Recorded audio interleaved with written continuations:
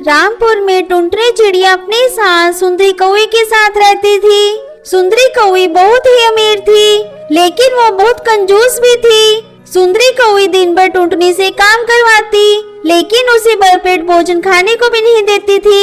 एक दिन टुनटुनी अपनी सास से कहती है, माँ जी, आप मुझे खाने को बस 2 ही रोटियां देती हैं। इतने में मेरा पेट नहीं भरता। कम खाने की वजह से घर का काम करते वक्त मुझे चक्कर आते हैं।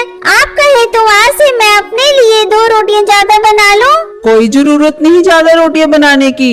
ज्यादा खाओगी तो मोटी हो जाओगी, और मुझे मोटी बहू बिल्कुल भी पसंद नहीं। भोजन के साथ साथ पानी ज्यादा पिया करो, इससे तुम्हारा पेट भर जाएगा। माँ जी, आपके पास बहुत धन दौलत है, फिर भी आप इतनी कंजूसी क्यों करती हैं? क्या कहा बहू तुमने? मैं कंजूस हूँ? मैं कंजूसी करती हूँ? अगर मैंने कंजूसी नहीं की होती तो आज ये घर नहीं होता। जो इतना बड़ा घर तुम देख रही हो ना, उसे मैंने आधा पेट खाकर और पैसे बचा बचा कर बनाया है। काफी देर से तुम मुझसे बहस कर रही हो। अभी तक तुमने भोजन बनाया है या नहीं? मेरी दवाई खाने का समय हो रहा है। जाओ और जल्दी से भोजन बनाकर लाओ, और हाँ, जितना कहा है उतना ही बनाना।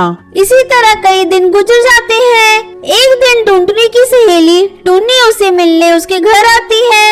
अरे टुनटुनी, ये तुमने अपनी कैसी हालत बना रखी है? तुम भोजन नहीं करती क्या? कितनी दुबली हो गई है। शादी से पहले तो इतनी दुबली पतली नहीं थी। तेरी तबीयत तो ठीक है ना? क्या बताऊं टुन्नी, मेरी सास बहुत कंजूस है। मुझे ठीक से भोजन करने भी नहीं देती। जब भी भोजन करती हूँ सामने बैठी रहती है। 2 रोटियों से ज्यादा मुझे खाने ही नहीं देती। तो अपनी सास से कुछ कहती क्यों नहीं? क्या कहूँ, कई बार कह चुकी हो, लेकिन हर बार मेरे मोटी हो जाने की बात कहकर वो मुझे चुप करा देती है। तो रुक, मैं अभी तेरी सास से बात करती हूँ। तू कितने दिन तक आधा पेट खाकर रहेगी? ऐसे में तो तू बीमार पड़ जाएगी। नहीं नहीं टोनी, तू मेरी सास से कुछ मत कहना। मैं खुद ही मौका देखकर तेरे जीजा जी से बात करूँगी। इसी तरह कुछ दिन और गुजर जाते हैं।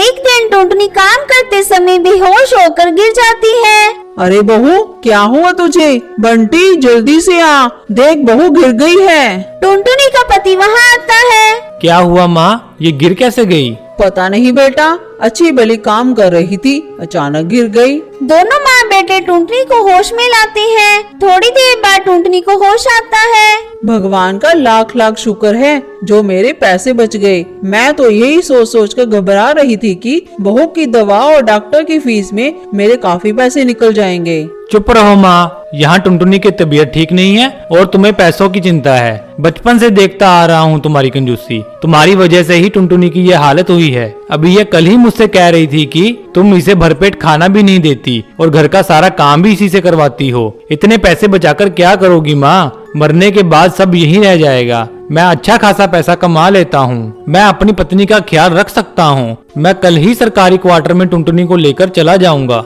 इतना सुनते ही सुंदरी कौवे को अपनी गलती का एहसास होता है। वो अपने बेटे और बहू से अपनी कंजूसी की माफी मांगने लगती है और खुशी खुशी अपनी बहू के साथ रहने लगती है।